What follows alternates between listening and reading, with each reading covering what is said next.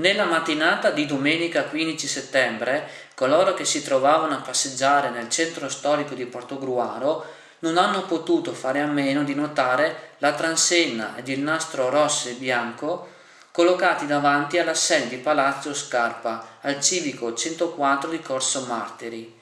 L'intervento di messa in sicurezza dell'area, secondo quanto riferiscono alcuni passanti in transito sull'Iston, sarebbe avvenuto già nella giornata di ieri, quando da questo storico edificio sono precipitati a terra dei calcinacci.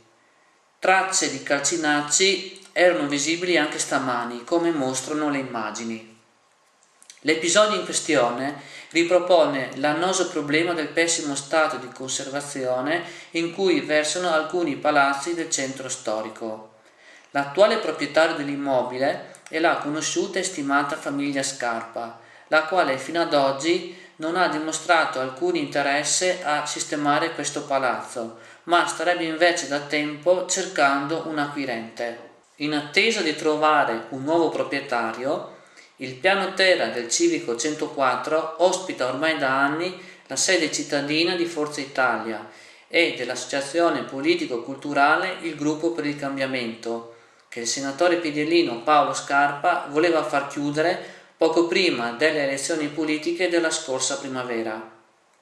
A spingerlo verso questa decisione anche le precarie condizioni dell'edificio, ma in seguito è ritornato sui suoi passi, preferendo lasciare le chiavi d'ingresso a Pietro Lambuschi, capogruppo del PDL nel Consiglio Comunale di Portogruaro, il quale ha fatto di questa sede politica un punto di ascolto e di confronto con i cittadini del centro storico.